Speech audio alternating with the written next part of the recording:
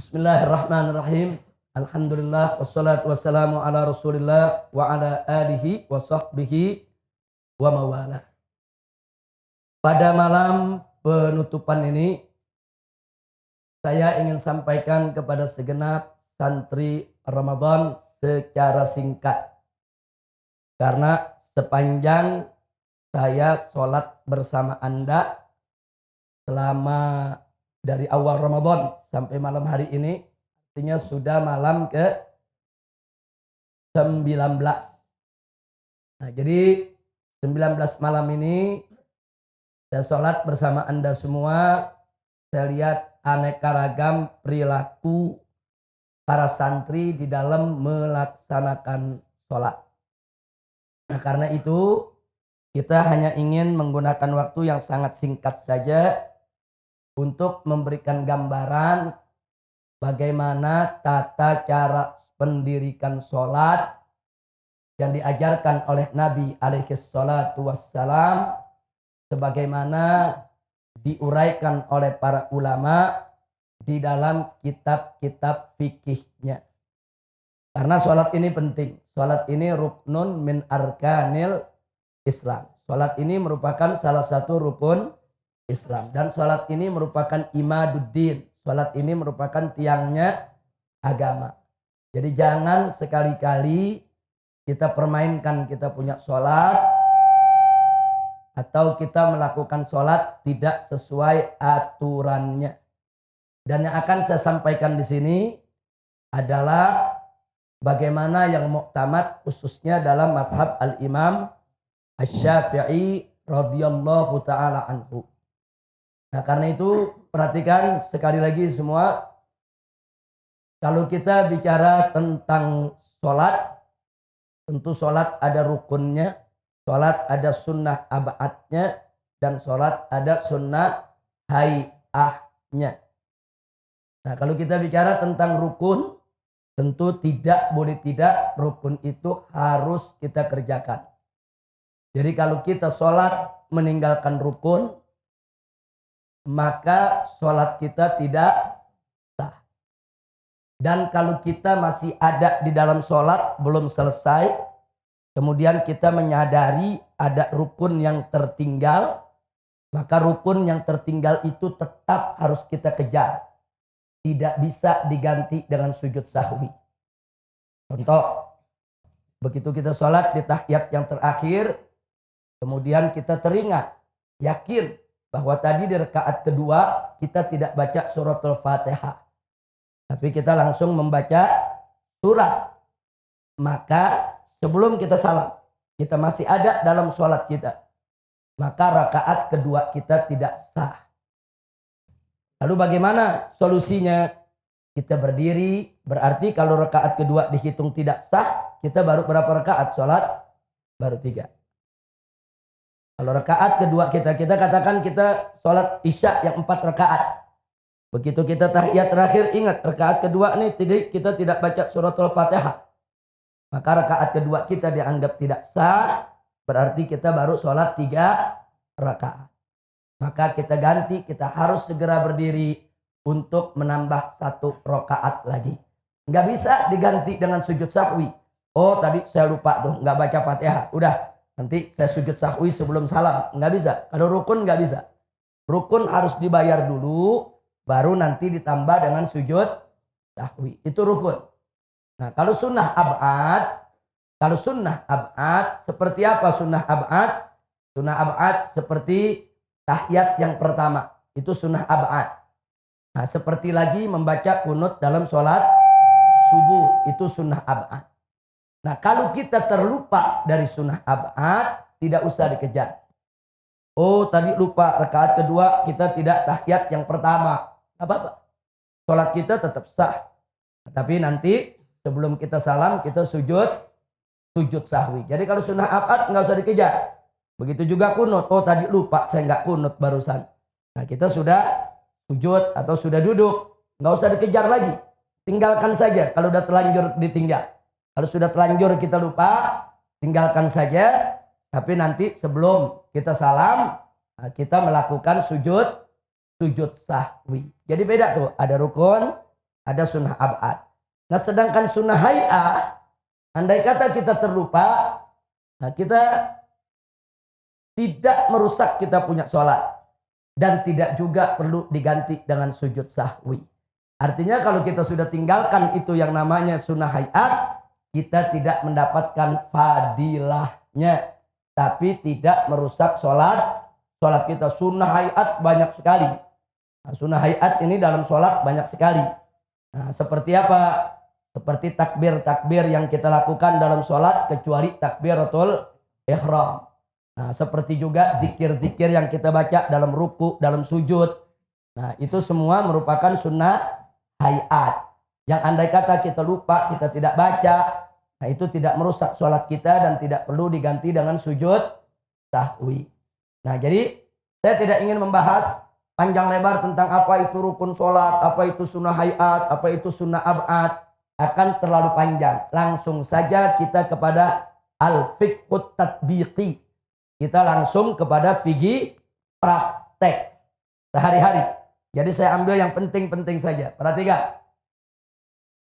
Jadi kalau kita hendak melaksanakan sholat, kita harus sepenuhnya melakukan takbiratul ihram itu menghadap ke kiblat. Kalau ada yang melakukan takbiratul ihram, sebagiannya tidak menghadap ke kiblat, maka takbiratul ihramnya tidak sah dan sholatnya tidak sah. Saya kasih contoh. Imam mau sholat menghadap ke kiblat. Kemudian dia merapikan shaf. Sawu sufuf. Sawu wa'tadil. Ayo luruskan. Tahu-tahu imam belum menghadap ke kiblat, udah takbiratul ihram. Allahu Akbar.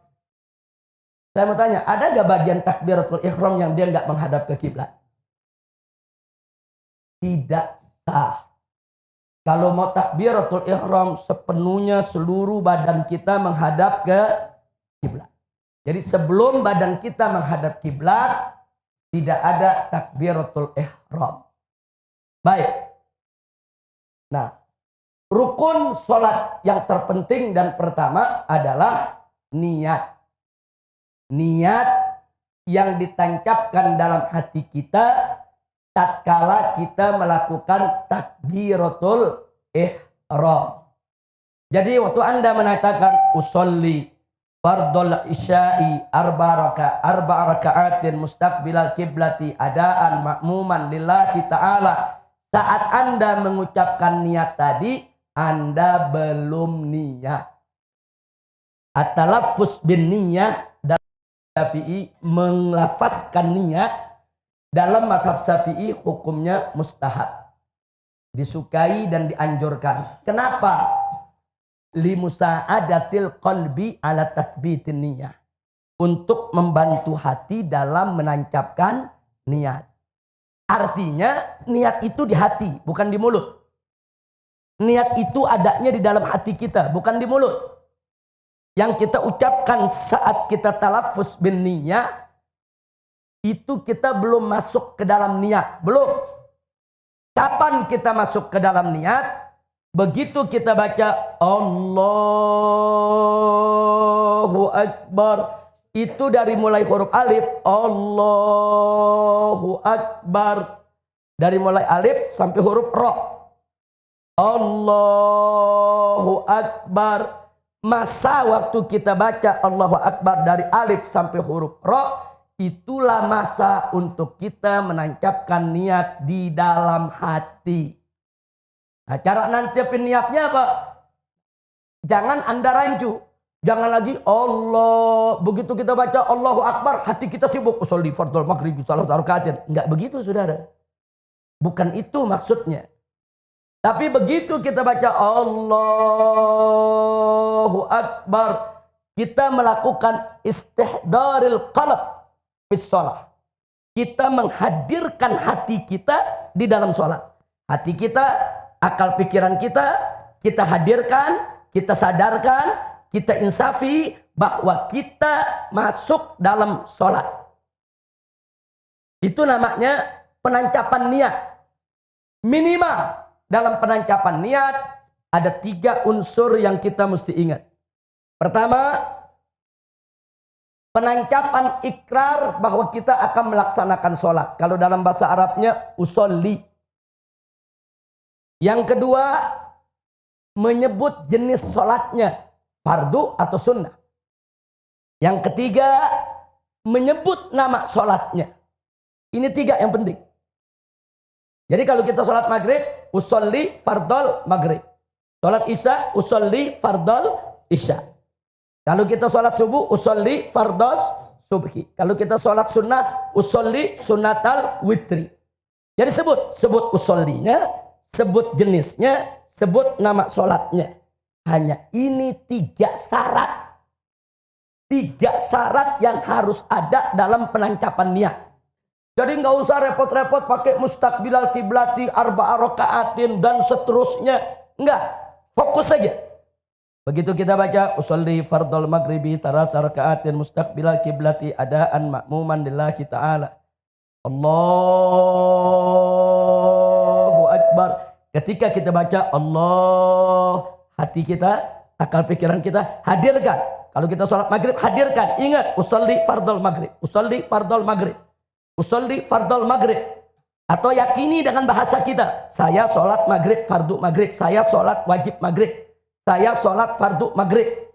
Tancapkan di hati kita saat kita membaca Allahu Akbar. Itu yang disebut niat. Kira-kira jelas tidak? Tapi kalau pertanyaannya, oh kalau gitu nggak perlu dong talafuz. Usolli fardol maghribi. Siapa bilang tidak perlu? Dalam mazhab Syafi'i mustahab, disukai. Nah pertanyaannya, kenapa disukai? Sebab dengan kita melafazkan niat, kita sedang menuntun hati. Hati manusia ini selalu bergejolak. Hati manusia ini bulak-balik. Hati manusia ini kalau tidak diikat, diseret, disadarkan, nah, nanti dia tidak hadir dalam sholat kita. Nah maka itu waktu kita menghadap kiblat, kita menghadirkan hati kita ucapkan niat. Usolli fardol maghribi. Maksudnya saat kita mengucapkan itu, seolah-olah kita lagi tegur kita punya hati. Hati dan akal pikiran kita tegur. Hatiku, akal pikiranku, ingat, ini kita mau sholat nih. Ingat, kita mau sholat maghrib. Ini ada 3 rakaat. Ini menghadap kiblat. Kita sebagai makmum, ingat, hadir. Jadi kita tuh lagi mencambuk kita punya hati. Kita mencambuk kita punya akal pikiran. Hadir kau dalam sholat. Nah, begitu hati kita udah kita cambuk, hadir, siap dia hadir, baru kita takbiratul ihram. Allah. Kita hadirkan. Usolli fardal maghrib. Ada di akal pikiran kita, ada di hati kita. Bahwa kita sholat fardu maghrib. Atau bahwa kita sholat sunnah tarawih. Masukkan dalam hati kita. Dari mulai kita baca Allahu Akbar. Itulah yang disebut niat. Kira-kira jelas tidak? Tapi kalau kita nggak talafuz bin niyah, saudara, memang nggak apa-apa. Tanpa talafuz bin niyah bisa sah. Tapi ingat, tolong kalau yang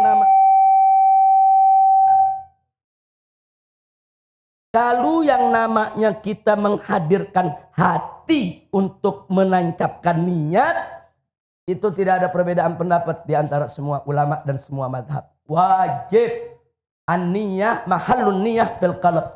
Tempatnya niat ada di hati. Sama dengan tadi kita niat nawaitu sauma ghadin an ada'i fardhi syahri Ramadan hadhihi sanati lillahi ta'ala. Bukan di mulut aja.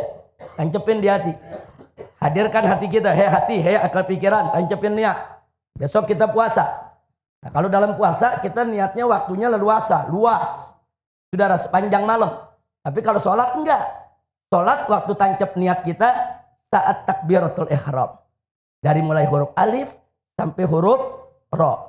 Allahu Akbar. Makanya orang-orang, kenapa selalu bunyi begini? Mana Denis? Hah? Volume mana? Volume mana? Coba, mana Denis? Mana Denis yang bertugas? Kemana Denis kok bisa nggak ada? Nggak hadir. Kemana dia? Coba Umar, mana? Kenapa ada santri yang nggak ada di sini? Denis mana? Ridho mana? Saya nggak lihat Ridho. Ridho satu lagi. Dennis mana? Panggil Umar. Kenapa bisa nggak ada? Semua santri wajib masuk ke masjid. Tidak ada alasan untuk di luar masjid. Baik. Kita lanjutkan lagi. Kira-kira barusan jelas tidak? Nah, jadi tancapkan niat di dalam hati kita. Masa menancapkan niat dalam sholat, saudara, dari mulai alif sampai ro. Allahu Akbar. Makanya kenapa kalau orang sholat, takbiratul ihramnya suka dia panjangkan, saudara. Supaya dia punya cukup waktu menancapkan niat. Kalau dia cuman Allahu Akbar. Kalau dia nggak ahli menancapkan niat, jangan-jangan niatnya belum ditancapkan di hatinya ya ikhwan. Tapi kalau dia serius, menghadap kiblat, dia menghadirkan hatinya, menghadirkan akal pikirannya. Allahu Akbar. Insya Allah dalam waktu yang sedemikian dengan tenang, dia bisa menancapkan niat dalam hatinya dengan tenang juga. Kira-kira jelas tidak? Paham semua? Itu persoalan niat. Tolong diperhatikan. Dan ingat yang kedua yang tadi saya sampaikan. Itu dilakukan seluruh badan kita menghadap ke kiblat. Belum menghadap kiblat, jangan kita takbiratul ihram. Yang berikutnya, perhatikan baik-baik. Masih kita bicara soal takbiratul ihram. Waktu kita berdiri mau sholat, kaki jangan terlalu direnggangkan. Enggak, dalam mazhab Syafi'i enggak ada ajaran begini, saudara. Dan kaki juga jangan terlalu rapatkan.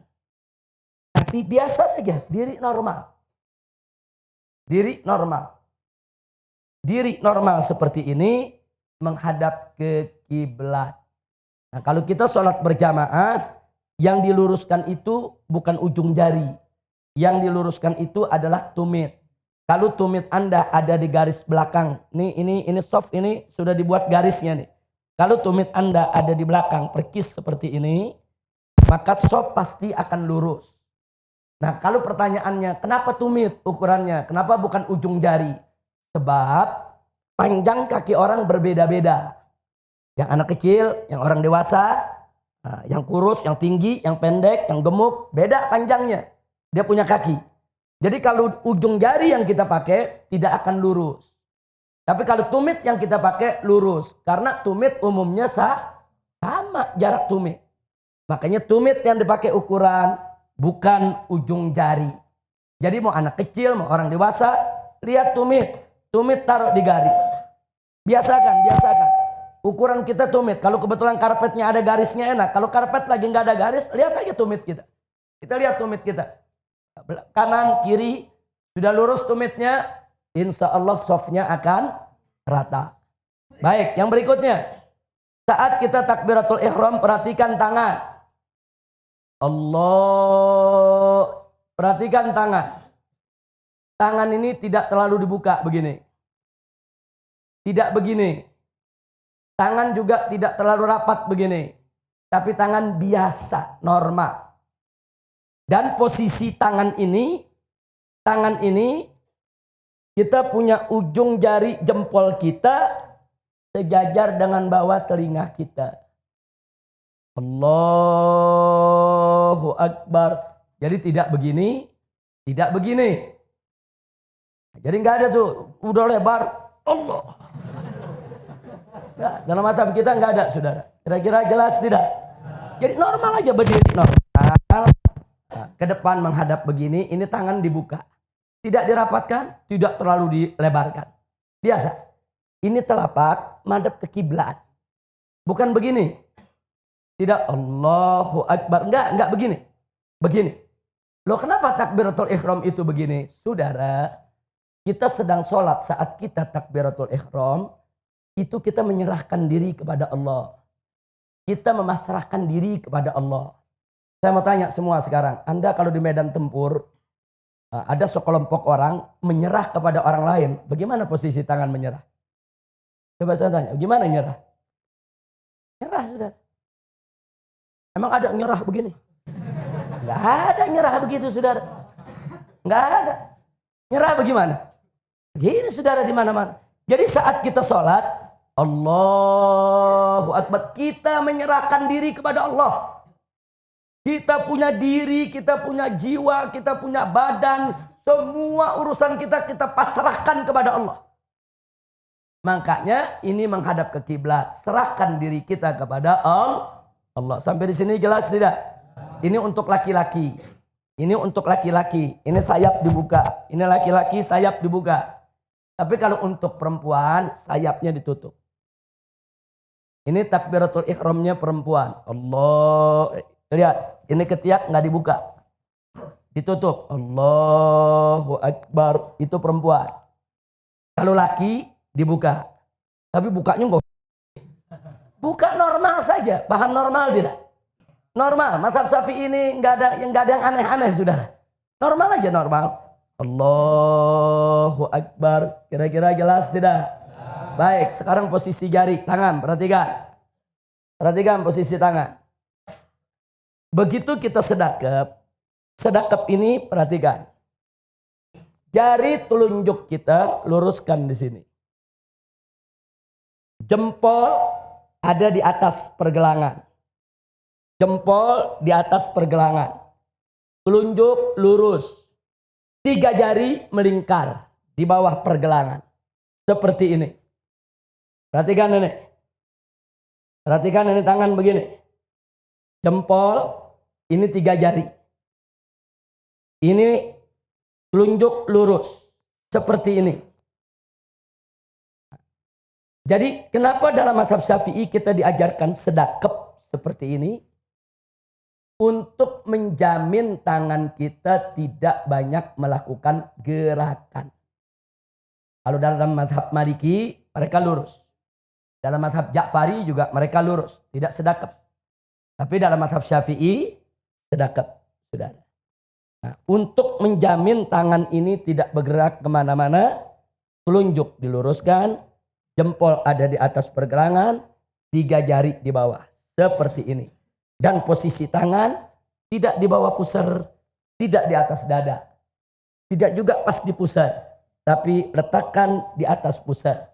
Ini namanya bagian diafragma ini. Jadi antara pusar dan dada seperti ini. Walaupun ada sebagian yang dia suka dimiringkan begini. Jangan kaget. Dulu para sahabat memang banyak yang sholat begini. Kenapa? Di pinggangnya ada pedang. Nah, jadi kalau umpamanya terjadi sesuatu dalam kondisi perang dan lain sebagainya, mereka tinggal cabut ini pedangnya. Nah, jadi tapi ini kita tidak bicara kondisi itu, kita bicara sekarang kondisi dalam mazhabul Imam Syafi'i radhiyallahu taala anhu, yang afdol itu tangan sedekap di atas pusar seperti ini. Jadi kalau posisi kita seperti ini, posisinya biasa. Tidak begini. Tidak juga begini. Nggak megangin perut nih. Nah, tapi seperti ini. Sampai di sini jelas? Sampai di sini jelas? Baik. Kita lanjutkan. Begitu kita selesai takbiratul ihram, posisi tangan di sini sebagaimana biasa kita baca doa iftitah, kita baca isti'adzah, kita baca suratul Fatihah dan kita baca surat. Tapi sebelum saya lanjutkan, saya kembali sejenak kepada niat. Niat kalau kita sholat sendiri itu syarat penancapannya cuma 3. Usolli, kita pengen sholat, fardu atau sunnah disebut, terus nama sholat. Tapi kalau kita sholat berjamaah untuk makmum wajib ditambahkan makmuman. Untuk makmum wajib ditambahkan makmuman. Jadi hadirkan hati kita. Usolli fardal maghribi makmuman. Makmuman. Itu wajib dihadirkan dalam hati kita. Baik. Kita lanjutkan. Yang tadi. Selesai kita baca surat. Kalau baca surat, perhatikan.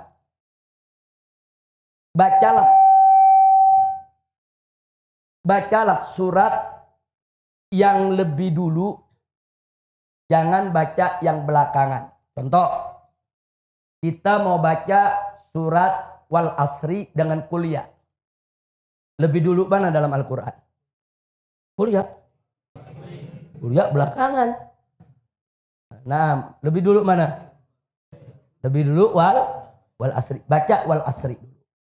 Baca wal asri dulu dari rakaat pertama, nanti rakaat kedua baru kuliah. Atau kalau kita baca Wadduha dengan alam nasrah. Rakaat pertama wadduha, rakaat kedua alam nasrah. Seperti tadi sholat tarawih, witirnya. Kita baca sabih hismah dulu, baru baca kuliah. Kenapa? Karena sabih hismah memang lebih dulu daripada kuliah. Di rakaat berikutnya baru kita baca kulhu. Nah, jadi ini ada etika. Walaupun kalau Anda baca alam nasrah dulu, baru baca wadduha, sholat nggak batal. Sholat nggak rusak. Nah, tapi ini adab, etika. Baca surat yang lebih dulu, yang lebih tua. Baru baca surat yang belakangan. Kira-kira jelas tidak? Baik. Terus kalau berjamaah. Kalau berjamaah. Saat imam baca waladdallin.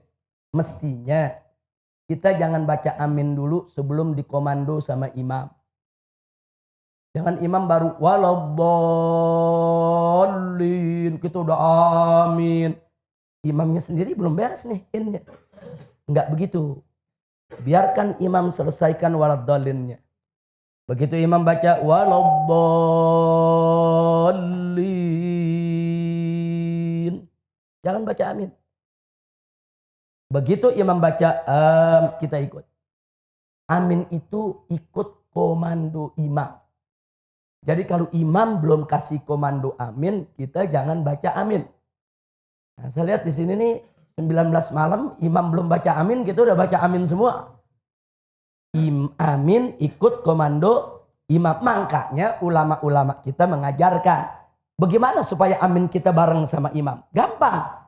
Begitu imam waladdallin,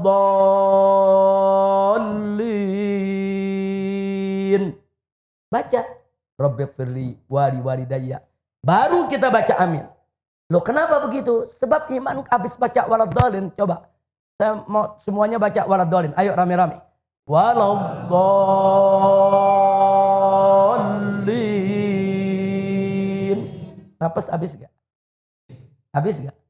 Kalau napas habis, mau baca amin, dia tarik napas gak? Tarik napas. Nah, sementara imam tarik napas untuk baca amin, kita baca Rabbighfirli wali walidayya. Jadi berikan kesempatan kepada imam untuk tarik nafas dalam rangka membaca amin. Saya yakin kalau imam dikasih kesempatan waladdallin tarik nafas, imam baca amin, Anda sudah selesai baca Rabbighfirli wali walidayya. Bisa dipraktekkan? Ayo kita coba. Waladdallin.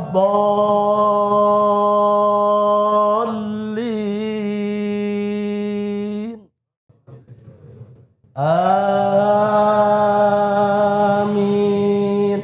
Saya imam lagi tarik nafas, Anda baca Rabbighfirli wali walidayya, kira-kira aminnya bareng tidak? Tertib semacam ini perlu dijaga sebab ada hadis dari Nabi bahwa manakala aminnya kita dengan imam bebarengan dengan aminnya para malaikat, saudara, maka hajat kita digobulkan, dosa kita diampuni. Jadi amin ada aturannya. Sampai di situ jelas? Baik, langsung saja. Kita tidak mau panjang-panjang bertele-tele lagi, udah selesai. Maka begitu kita masuk, selesai daripada baca surat, sekarang kita ingin ruku. Ruku perhatikan. Jadi ruku itu pada saat ruku kita angkat tangan kita. Allahu Akbar. Tangan ini disunnahkan untuk diangkat. Seperti kita takbiratul ihram. Allahu Akbar. Minimal ruku. Telapak tangan kita menyentuh lutut. Minimal ruku. Jadi kalau ada orang rukunya begini, ini tangan sampai gak ke lutut? Ini belum sah. Minimal ruku, tangan sampai ke lutut. Walaupun ini punggung ini belum lurus nih. Tapi tangan udah sampai ke lutut. Ini udah sah. Lebih sempurna kalau dia luruskan. Ini rukunya laki-laki. Rukunya perempuan, tangan ke dalam. Ini rukunya perempuan, ini rukunya laki-laki. Laki sayapnya dibuka, perempuan sayapnya ditutup. Sampai di situ jelas? Minimal ruku sekedar membaca 1 kali tasbih. Subhanallah. Waktunya maksudnya. Jadi kalau dia ruku, begitu dia Allahu Akbar, waktunya cukup, subhanallah. Sami Allahu liman hamidah. Cukup dia punya waktu baca subhanallah, dia sudah mendapatkan tumaknina. Tapi kalau baca subhanallah aja nggak cukup, berarti dia belum dapat tumaknina. Yang nggak dapat tumaknina, rukunya tidak sah. Kira-kira jelas tidak? Nah, tapi yang bagus jangan cuma subhanallah. Yang bagus subhana rabbiyal azimi wa bihamdi. Lebih bagus lagi kalau 3 kali dibaca, minimal 1 kali. Tapi lebih bagus lagi kalau 3 kali. Nah, kira-kira jelas tidak? Tapi kalau dibaca paling sedikit berapa sih ruku? Ya paling sedikit subhanallah. Cukup baca subhanallah, tumaknina rukunya dia dapatkan. Tapi kalau sholat jangan berhitungan sama Allah, jangan pelit. Cuman subhanallah tuh pelit bener. Nah, minimal kita baca subhana rabbiyal azimi wa bihamdi. Walaupun cuma sekali. Yang afdal 3 kali. Kira-kira jelas tidak? Paham? Nah, baik. Sekarang kita bangkit. Waktu kita bangkit, sami Allahu liman hamidah. Tangan diangkat lagi. Seperti kita takbiratul ihram. Sama, laki sayapnya dibuka, perempuan sayapnya ditutup. Sami Allahu liman hamidah. Posisi tangan perhatikan. Bagi orang yang bisa mengendalikan tangannya, luruskan saja, tidak usah sedekap. Tapi bagi orang yang tidak bisa mengendalikan tangannya, lebih baik dia sedekap lagi. Jadi jangan kaget ada yang sholat begitu sami Allahu liman hamidah, ada yang sedekap lagi. Kenapa? Dia mau jaga supaya tangannya nggak bergerak. Sebab ada orang begini. Sami Allahu liman hamidah. Ada yang begini. Ini bisa membatalkan sholat. Dia bergerak nih begini nih. Jadi kalau dia nggak bisa kendalikan tangan, ini namanya dia nggak bisa kendalikan tangannya. Kalau dia nggak bisa kendalikan tangan, apalagi sudah jadi kebiasaan dia, mungkin dari kecil dia emang demen begini, saudara sampai gede nggak hilang-hilang. Nah, jadi kalau memang dia nggak bisa kendalikan tangannya, langsung saja. Sami Allahu liman hamidah, sedekap lagi. Tapi kalau bisa kendalikan tangan, bagusnya tidak sedekap. Jadi perhatikan. Sami Allahu liman hamidah. Dan saat kita iktidal pun tetap harus ada tumakninah. Minimal Rabbana walakal hamd. Baca Rabbana walakal hamd. Syukur lagi kalau kita bacanya lebih panjang. Rabbana lakal hamdu mil as-samawati wa mil al-ardi mil amasyi'ta min syai'in ba'du. Lebih bagus kalau kita baca lengkap. Tapi kalau kita mau baca singkat, Rabbana walakal hamd, boleh. Sampai di sini jelas? Jelas? Baik, sekarang sujud. Perhatikan. Begitu kita sujud, habis sami Allahu liman hamidah. Waktu kita sujud, enggak perlu angkat tangan lagi. Kadang-kadang ada yang angkat tangan untuk melakukan sujud. Enggak usah.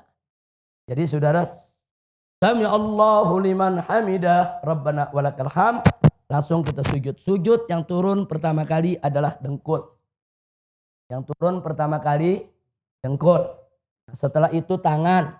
Kedua baru jidat kita. Nah, jadi perhatikan cara turunnya dulu.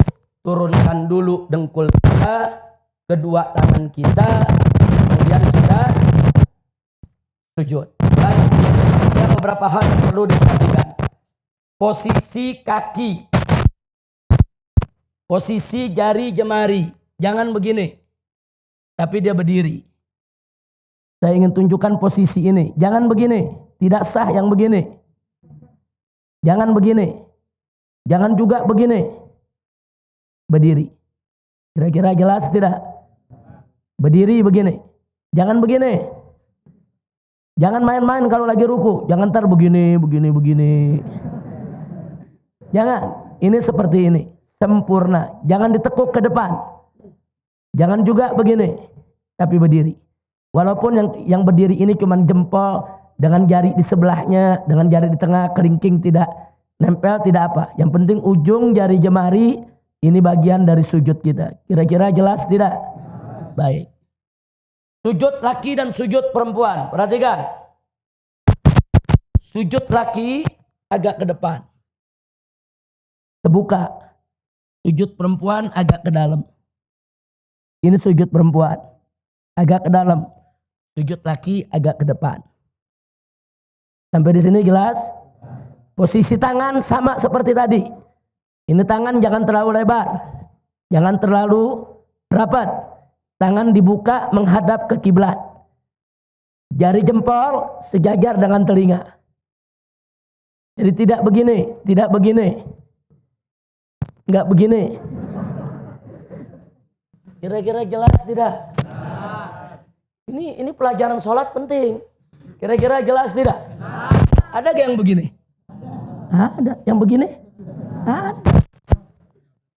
Jadi ini nih dibuka. Ini jari, ingat. Ini jari, nih kayak kita takbiratul ihram nih. Nah ini dia nih.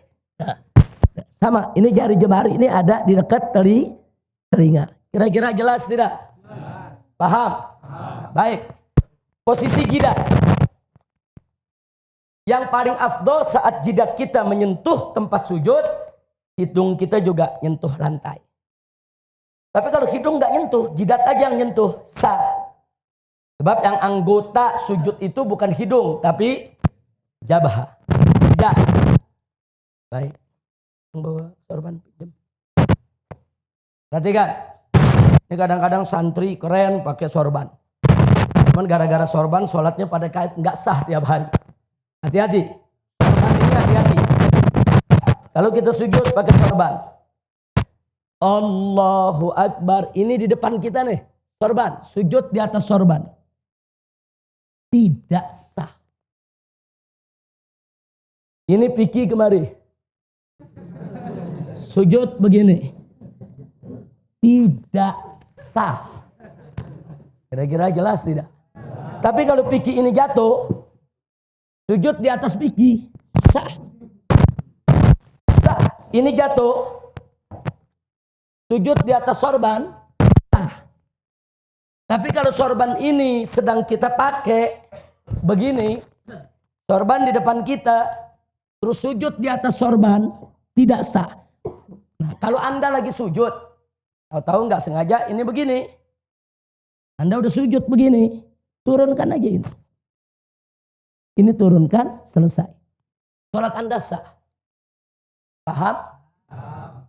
Jadi jangan mentang-mentang pakai sorban, ada yang sujud kadang-kadang di atas sorban. Tidak sah. Sebab kalau Anda sujud di atas sorban, sorban yang sedang Anda pakai, berarti Anda sujud di atas pakaian yang sedang Anda gunakan. Nggak boleh. Kira-kira jelas tidak? Nah makanya sekarang, bagaimana kalau orang rambutnya panjang nutup semua ini? Dia sujud. Tidak ada bagian jabahnya yang menempel di lantai. Ketutup rambut, tidak sah. Ini jabah mesti nempel. Nah nempelnya pun harus ada beban. Contohnya beban, andai kata. Ini tempat sujud saya tepung atau bedak. Andai kata bedak. Kalau saya sujud, saya angkat, ngejiplak, ada tanda sujud. Itu berarti saya sujud dengan beban. Ada orang sayang menjambulnya. Dia sujud, hati-hati saudara, cuma nempel begini. Ada yang begitu. Andai kata ada bedak, nggak ada tanda sujud. Tidak sah. Sujud itu bukan sekedar nempel, tapi ada beban. Nah, jadi kalau dalam kitab fikih diumpamakan andai kata ada tepung, tepung itu ada bekas cap jidat kita. Kira-kira jelas tidak? Paham? Nah, jadi sujud ada tata caranya. Jangan sembarangan kita sujud. Posisi kaki jari lihat, posisi tangan lihat, posisi jidat lihat. Nah, ini yang penting. Termasuk perempuan yang pakai apa? Mukena. Kadang-kadang mukenanya panjang, begitu dia sujud, mukenanya di depan. Dia sujud di atas mukena. Tidak sah. Makanya hati-hati tempat sujud kita. Nah, jangan sampai berkaitan dengan apa yang sedang kita pakai. Kira-kira jelas tidak? Paham semua? Jadi kalau ini piki nutup begini, sujud tidak sah. Tapi kalau ini piki jatuh, sujud di atas piki sah. Karena kalau piki sudah terlepas, dia tidak lagi sedang kita pakai. Sampai di sini jelas? Paham? Baik. Berikutnya. Nah, begitu kita bangun dari sujud, perhatikan kaki kita. Bangun dari sujud. Allahu Akbar. Pantat kiri kita duduk di atas kaki kiri. Kanan kita, jari jemarinya ini menghadap ke kiblat. Perhatikan, ini belakang begini. Ini namanya duduk apa nih? Ini namanya duduk apa? Iftirash. Ini duduk iftirash. Jadi tidak begini duduknya. Tidak juga begini.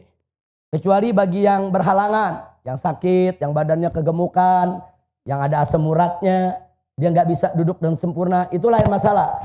Tapi kalau kita lagi sehat, walafiat, duduk yang sempurna, duduk di atas betis kiri ini telapak kaki kiri ini pantat kita duduk di kaki kiri ini. Nah, beban kita ada di kiri. Kaki kanan, nah, kita lihat ini seperti ini. Jari jemari, perhatikan. Begitu kita duduk, jari jemari kita tidak megang dengkul. Enggak. Jari jemari kita di atas paha, bukan megang dengkul. Di atas paha, jangan dibuka lebar. Jangan dibuka lebar, tidak mesti terlalu rapat, biasa saja. Jari jemari kita menghadap kiblat. Tanah kiblat, semua menghadap kiblat, kita punya jari. Ujung jari sejajar dengan ujung dengkul kita. Jadi bukan di atas dengkul, tapi di atas paha ujung ini. Seperti ini. Nah, jadi ini kaki kita seperti ini, belakangnya, depannya seperti ini. Sampai di sini jelas tidak? Kemudian kita sujud, sama seperti itu. Nah, setelah sujud, kita akan berdiri. Nah, dalam mazhab Syafi'i, saat kita mau diri, nah, ada sunnah untuk kita, yaitu duduk sejenak istirahat. Jadi nggak langsung berdiri. Nah, duduk sejenak istirahat baru berdiri. Tapi kalau mau langsung diri pun tidak apa-apa. Ingat, begitu berdiri tidak perlu angkat tangan lagi. Ini jamaah di sini masih banyak yang angkat tangan. Nah, masuk rakaat kedua, Allahu Akbar. Enggak. Angkat tangan ini waktu takbiratul ihram, angkat tangan. Waktu kita bangun dari sujud yang pertama atau sujud yang ketiga, tidak angkat tangan. Angkat tangannya waktu kita bangun dari tahiyat yang pertama. Kalau kita sholat maghrib 2 rakaat ada tahiyat. Nah dari tahiyat, nah begitu kita tahiyat kan kita berdiri. Saat kita berdiri angkat tangan. Allahu Akbar. Nah jangan tiap rakaat angkat tangan. Kira-kira jelas tidak? Menyalahi sunnah. Menyalahi sunnah. Nah kita masuk rakaat kedua tanpa angkat tangan. Sedekap lagi, baca Fatihah lagi, baca surat lagi, ruku lagi seperti tadi, i'tidal lagi seperti tadi, sujud lagi seperti tadi, duduk lagi seperti tadi, sujud lagi, baru kita tahiyat yang pertama. Perhatikan. Tahiyat yang pertama duduk kita tetap duduk iftirash. Sama seperti duduk yang tadi. Tangan kita perhatikan. Yang kiri seperti tadi. Di atas paha madhab kiblat. Yang kanan seperti ini. Siap-siap mau diangkat ini jari. Posisinya seperti ini. Jadi begitu kita sampai asyhadu alla ilaha illallah. Angkat jari. Angkat jari telunjuk kita agak sedikit tinggi. Kemudian turunkan sedikit rendah. Selesai. Itu namanya digerakkan sekali. Asyhadu alla ilaha illallah. Wa asyhadu anna Muhammadar Rasulullah. Perhatikan. Dari awal sholat sampai akhir sholat. Mata kita lihat tempat sujud. Kecuali saat kita lagi tahiyat. Saat jari kita menunjuk. Mata kita lihat ke ujung jari kita. Saat kita tunjuk, mata kita lihat ujung jari kita. Tapi selain itu, mata lihat tempat sujud kita. Jangan mata kita jelalatan. Kira-kira jelas tidak?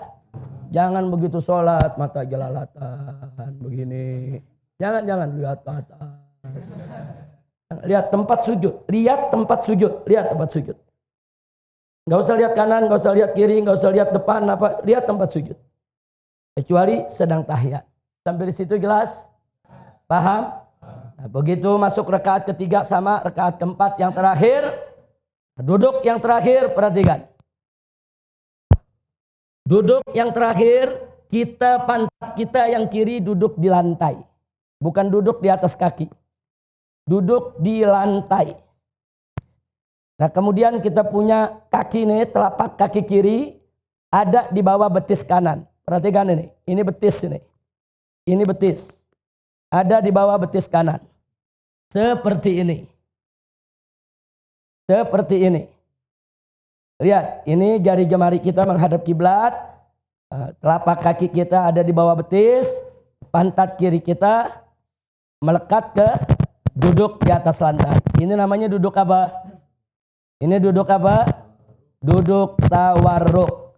Posisi kita sama seperti tahiyat yang pertama. Yang kiri ada di atas paha paling ujung. Yang kanan seperti ini, siap untuk diangkat. Di sini jelas tidak? Kemudian salam. Perhatikan. Saat kita salam, Assalamualaikum warahmatullahi. Ini kepala kita yang bergerak, bukan badan. Assalamualaikum warahmatullahi. Assalamualaikum warahmatullahi. Jangan badan yang bergerak. Assalamualaikum warahmatullahi. Assalamualaikum warahmatullahi. Bisa batal sholat kita. Karena salah satu syarat sahnya sholat, seluruh badan kita dari mulai takbiratul ihram sampai salam harus menghadap kiblat. Seluruh badan kita harus menghadap kiblat. Dari mulai takbiratul ihram sampai salam.